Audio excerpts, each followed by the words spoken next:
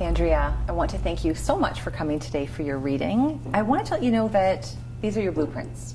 So when I sit with Spirit, I have Spirit connect our soul energy together, and I write down everything that comes forward from Spirit. Can I share this with you? Please. Okay. This is how you have described yourself, okay? You have said, I am a woman of forward movement in my life. I am compassionate. I am determined. That's a great word, yeah. And I am deeply thankful for my life and all that I've created for myself and for my family. Do you resonate with that? Oh, very much so. The word compassionate, I just gave a sermon at church on compassion. Working for Matthew's House Hospice. We are building a 10-bed residential hospice in South Simcoe. And I went to a conference and heard an expert talk about compassionate communities, and it hit me like a lightning bolt. And I have started the Compassionate Communities movement here.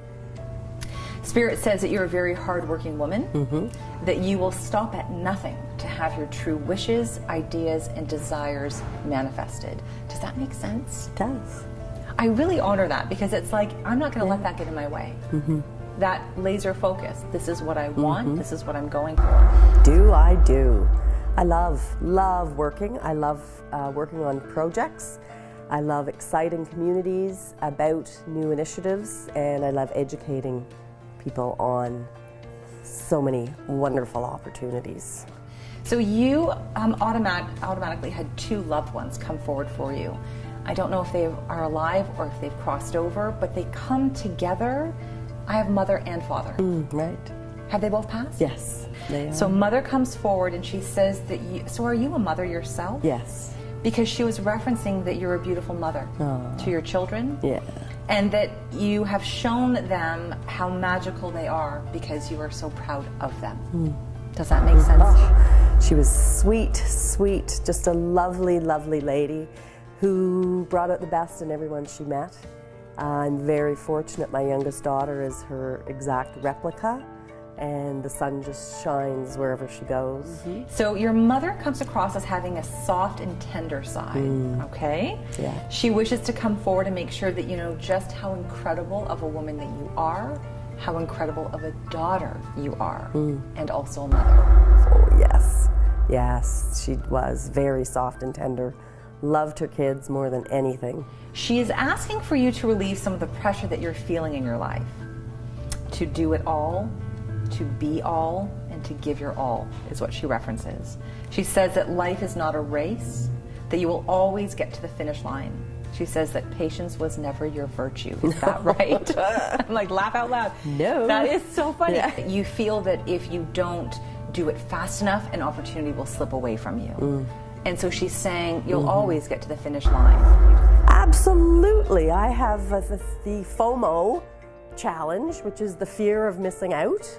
Absolutely. I've lived my life like that, because if I don't go to that thing, I might not meet the person I need to meet to make something happen.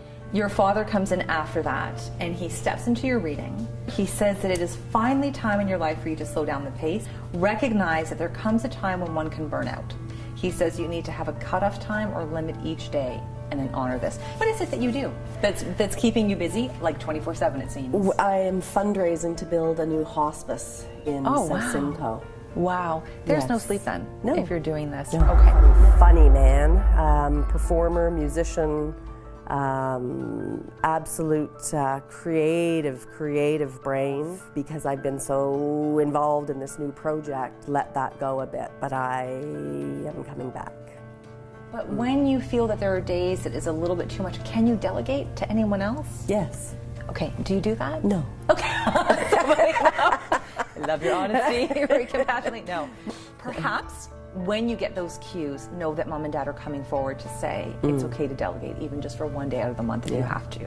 They're asking for you to do that. It's hard because no one can do the job as well as I can. Yes, I am going to delegate a little bit. He's asking for you to take more time to exercise and to make sure that you're putting your health first.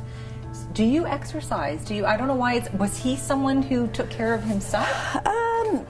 Yes, but I do exercise. I do yoga. Okay. Yeah. All right, so Yeah. just make sure you are doing that enough, and that if you go through those times where you're feeling I'm a little overwhelmed, just make sure that you get in that extra class if you need to for that. Right.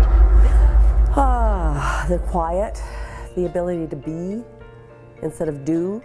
I've always prided myself on doing. Now I really, really appreciate just being. This is really odd and random. Did anyone in your family like pudding? I have a rice pudding memory. Okay, so did Yeah. either one of your parents really like rice pudding then? Yeah, my mom. That's a random little Yeah. tidbit that Mom wanted to share. Like, I like the rice pudding then. That's Sure, I haven't thought of rice pudding for a while, but my mother's mother loved rice pudding, and my mom used to make rice pudding, and my siblings all hated rice pudding, so that they had to eat it, of course. In closing for your reading, Father says you are to know and to trust that you have been fulfilling your sacred soul contract, is what he says. That you're being honored more than you could ever imagine. So this is where he's really giving credit and love and passion for you for what you were doing in your life and what you were trying to create. And he's honoring that. Your mother, your father, and all of your loved ones are honoring that for you. You're on the right path.